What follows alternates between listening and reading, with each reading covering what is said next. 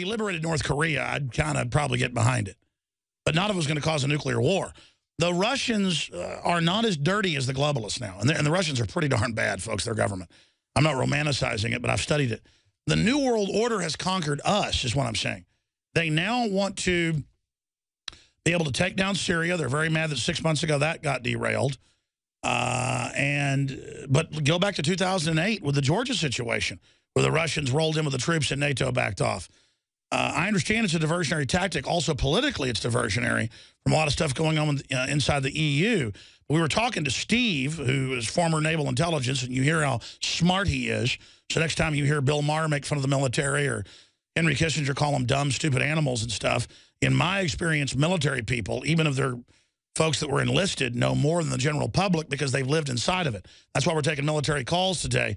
We haven't gotten any calls yet from Russia or from Ukraine. When I don't try to get calls from there, I actually get calls from there, but we're not getting those calls. Steve, make other points about where you see this is going and the question of the moral issue.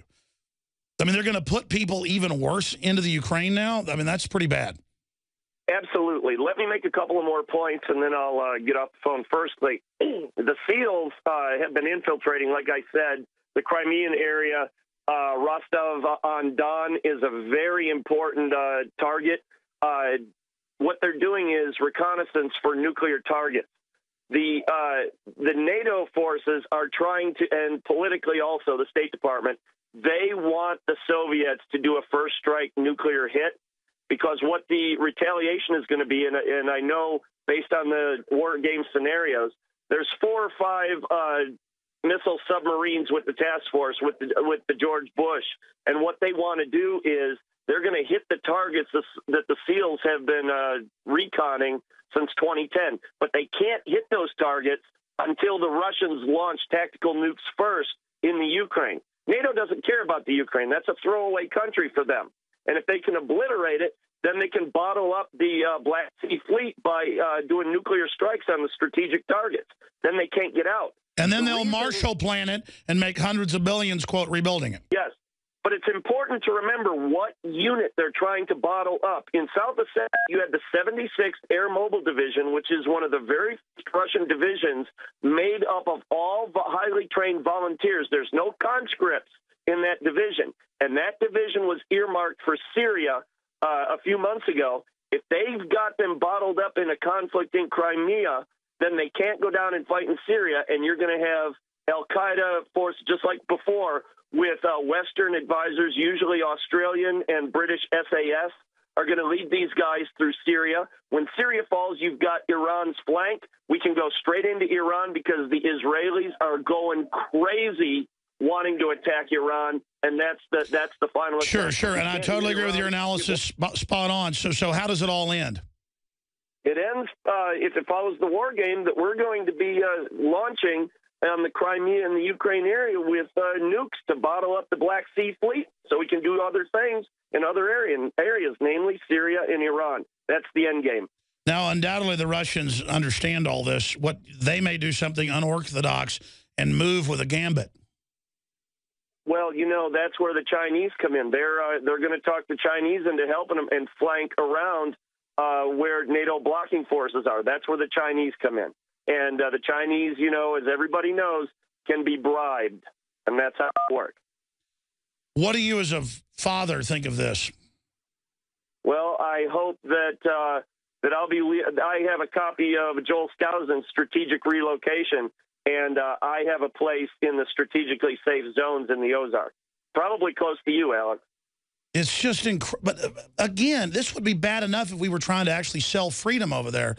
They're trying to go over there and sell Hollywood and putting little boys in dresses and breaking up families. And I mean, it's just so crazy that I don't think all the liberals and all the politicos and all the fake intelligence people really get how much danger they're in. I mean, this might not end at just some tactical nuke war. This could end with just the destruction of humanity. Well, you've heard the old saying, these people that are running our society, they're shooting for the person with the most toys wins. They're looking for world domination and don't care how many of us sheep that they kill, Alex. And that's the bottom line. What was your information on Georgia? What happened with that? Because Russia rolled in the medium-range mobile nuke launchers, said we're going to start hitting NATO targets, and NATO backed out. They wanted to see which units would deploy to South Ossetia because from the Western intelligence, they knew that they would send their best troops. It was also 76th Division.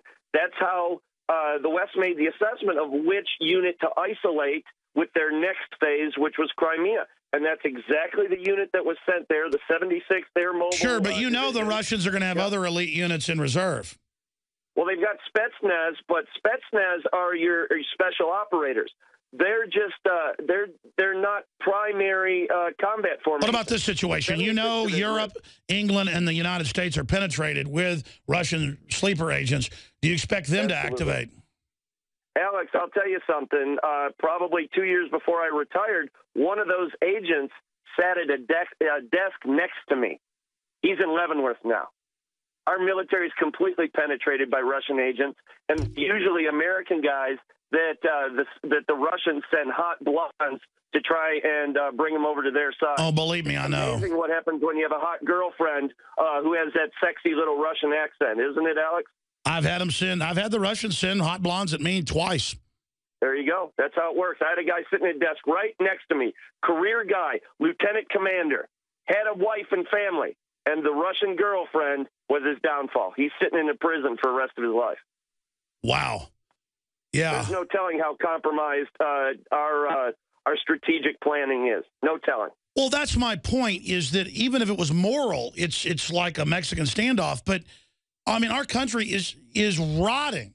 The globalists are a bunch of just, I mean, it's so dangerous. I don't think, do you agree with me this is incredibly dangerous and the public has no idea how much danger we're in?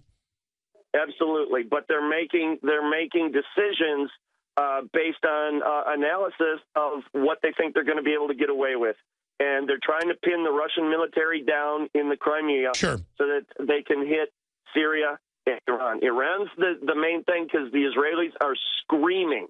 They're going crazy wanting to hit Iran right now. And the Saudis... Well, what about this? I was told by a high-level military officer, and then confirmed with some special forces people I know have given me good information in the past. Their word is Iran's had nukes for years.